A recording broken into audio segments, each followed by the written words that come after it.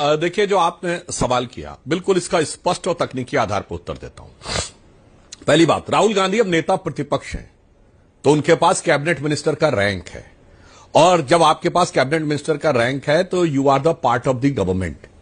तो as per protocol आपको यह बता के जाना चाहिए। यदि आप निजी विजिट पर भी जा रहे हो तो नहीं बताना चाहते, कोई बात नहीं। अब आइए, उनके पास सिक्योरिटी है Z+ with ASL, advance security liaisoning. ये एसपीजी के बाद जस्ट नीचे होती है और Z+ से एक स्टेप ऊपर है। और मैं दर्शकों के लिए बता दूं, हमारी पार्टी में प्रधानमंत्री जी तो प्रधानमंत्री हैं, इसलिए प्रधानमंत्री के नाते उनको एसपीजी कवर मिलता है। Z+ विद ASL उसके अलावा सिर्फ 2 नेताओं के पास है, गृह मंत्री अमित शाह जी और रक्षा मंत्री राजनाथ सिंह जी। मगर कांग्रेस में प्रथम परिवार के 3 सदस्यों के पास Z+ विद ASL है। अब Z+ विद ASL का मतलब होता है एडवांस सिक्योरिटी लाइजनिंग। तो वो ये कहता है कि आपको ये बता के जाना चाहिए, क्योंकि आपकी सिक्योरिटी आपकी हर प्राइवेट विजिट पर भी होती है। सिक्योरिटी में कोई प्राइवेट और पर्सनल नहीं होता। फिर मैंने मान लिया, चलिए जो तारिक अनवर साहब कह रहे हैं, हां ये बात सही है, जैसे हम भी सांसद है, अगर हम प्राइवेट विजिट पे जाएंगे तो हमें किसी को बताने की जरूरत नहीं है। पर अगला प्रश्न यह उठता है अंजना जी कि सबसे ज्यादा प्राइवेट विजिट पे विदेश जाने वाला नेता कौन? राहुल गांधी जी। आइए नेक्स्ट, वो जाके बड़े बड़े फोरम्स पे भाषण देते हैं। अगला पॉइंट, भारत में क्यों नहीं उनको कोई फोरम पे बुलाता है? किसी यूनिवर्सिटी में आपने देखा कभी राहुल गांधी जी को बुलाया गया? चलिए आप कहेंगे बीजेपी को छोड़ दीजिए, कांग्रेस शासित राज्यों में बताइए कितनी यूनिवर्सिटीज में आपने देखा थिंक टैंक में राहुल गांधी जाकर भाषण दे रहे हैं? कांग्रेस का जब दौरे हुकूमत रहा और वो युवा नेता कहे जाते थे 4 से 14, कितनी यूनिवर्सिटीज में देखा? कितनी यूनिवर्सिटीज के दीक्षांत समारोह में बुलाया गया? ये विदेश में ही बुलाया जाता है। अब आइए, सबसे ज्यादा भारत विरोधी नेताओं के साथ बैठने वाला नेता कौन? राहुल गांधी जी। भाई आप प्राइवेट विजिट में जा रहे हैं तो प्राइवेट रखिए। प्राइवेट विजिट में सबसे ज्यादा पॉलिटिकल बयान देने वाला नेता कौन? राहुल गांधी। प्राइवेट विजिट में पॉलिटिकली भारत के विरोध करने वाले नेताओं से मिलने वाला कौन? राहुल गांधी।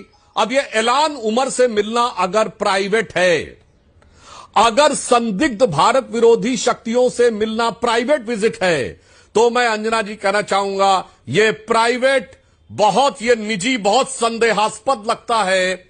या तो आप अगर प्राइवेट विजिट पे जा रहे हैं तो वहां पे सांसदों से क्यों मिल रहे हैं? क्योंकि आप सांसद हैं, आप नेता प्रतिपक्ष हैं।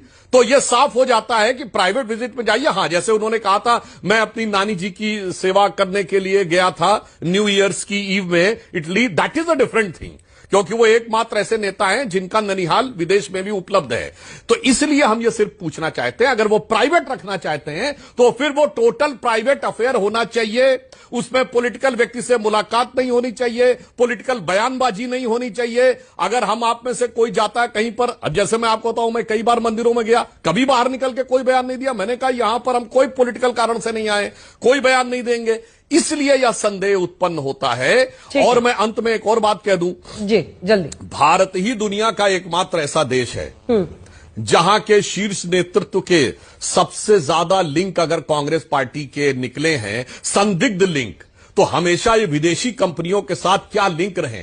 84 में यूनियन कार्बाइड वाले एंडरसन के साथ नाता, तो ओटावियो क्वाट्रोची के साथ, बोफोर्स के साथ, फिर हॉविट्जर के साथ खड़े, अगस्ता वेस्टलैंड के साथ खड़े, बीबीसी के साथ खड़े, हिंडनबर्ग के साथ खड़े, और जाने कौन कौन सी, और हर विदेशी कंपनी के बचाव में खड़े, और देश की कंपनी सरकारी हो या प्राइवेट उसके खिलाफ खड़े, LIC के खिलाफ खड़े, SBI के खिलाफ खड़े, HAL के खिलाफ खड़े, और चाहे प्राइवेट सेक्टर की कोई कंपनी हो सबके खिलाफ खड़े। तो ये सब मिलकर एक रहस्य का गहरा पर्दा बनाता है और जिसे हर भारतीय को जानने का हक है।